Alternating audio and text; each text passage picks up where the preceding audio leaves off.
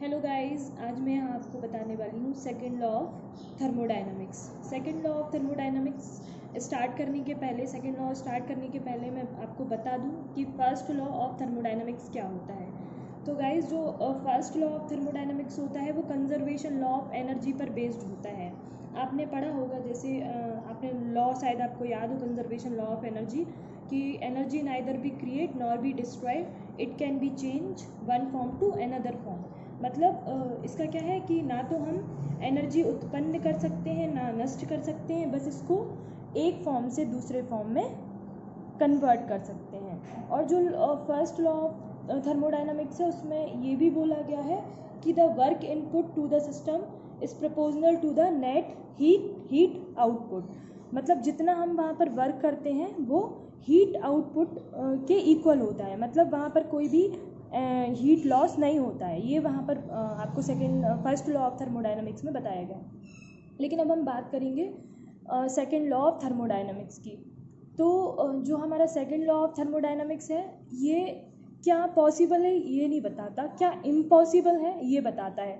तो कई सारे साइंटिस्ट जो थे उन्होंने अपने अपने स्टेटमेंट दिए सेकेंड लॉ ऑफ थर्मोडायनामिक्स को लेके। तो सबसे पहले हम बहुत ही अच्छे एग्जाम्पल से इसको समझेंगे।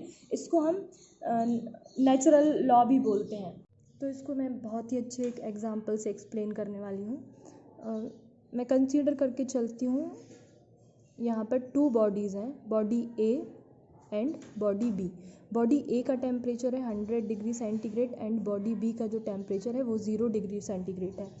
तो नेचुरली जो हीट ट्रांसफ़र होगी वो hot body to cold body होगी, है ना। मतलब 100 degree centigrade to 0 degree centigrade, ठीक है।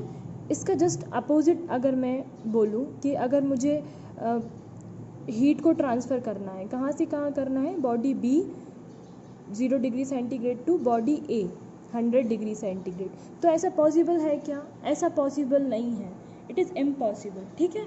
तो यही बताया गया है सेकेंड लॉ ऑफ थर्मोडायनेमिक्स में कि क्या इम्पॉसिबल है, ठीक है। तो जो क्लॉजियस स्टेटमेंट दिया गया है वो यही बोला गया है कि it is impossible to transfer of heat from lower temperature body to high temperature body.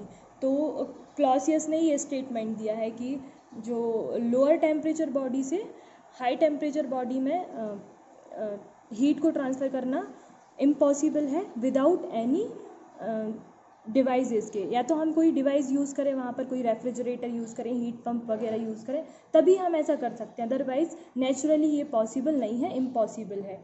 अब इसके आगे देखते हैं सेकेंड लॉ ऑफ थर्मोडायनेमिक्स में और क्या क्या है। तो इसके लिए मैं एक एग्जांपल और आपको देना चाहती हूँ। आप दो पत्थर लीजिए, है ना। दोनों पत्थर को आप आपस में रगड़ेंगे तो हीट प्रोड्यूस होगी, ठीक है। इसके जस्ट अपोजिट अगर आप दो पत्थरों में हीट डालोगे तो वहाँ वर्क नहीं मिलेगा आपको। आपने वर्क किया, आपको हीट मिली, लेकिन आप जब उन पत्थर को हीट देंगे, वापस से हीट देने की कोशिश करेंगे किसी भी अदर सोर्स से, तो वो वर्क में कन्वर्ट नहीं होगी, ठीक है। एक और एग्जांपल मैं देती हूँ। जैसे सपोज़ मैं अपने दोनों हाथ लूँ, उनको रब करूँ, ठीक है। तो मैं अगर दोनों हाथों को रब करूँगी, ठीक है, तो उससे क्या होगी, एक हीट प्रोड्यूस होगी।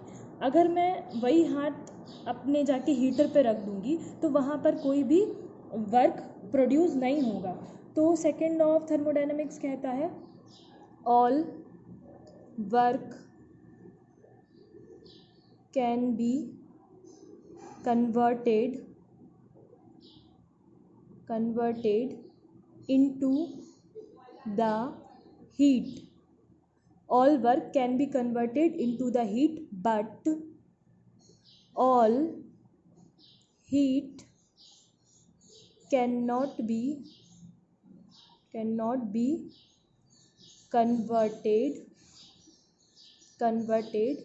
into the work. मतलब all work can be converted into the heat, but all heat can't be converted into the work. जैसे मैंने एग्जांपल दिया ना आपको कि अगर मैं दो पत्थरों को आपस में रगड़ रही हूँ तो जो हीट तो मैं उससे प्रोड्यूस कर सकती हूँ, लेकिन अगर मैं हीट दूंगी तो उसे मैं वर्क में कन्वर्ट नहीं कर पाऊँगी। तो जो सेकेंड लॉ ऑफ थर्मोडायनामिक्स है ये भी बोलता है, ठीक है, कि all work can be converted into the heat, but all heat can't be converted into the work. तो जो कैल्विन एंड प्लांक स्टेटमेंट है वो इसी पर बेस्ड है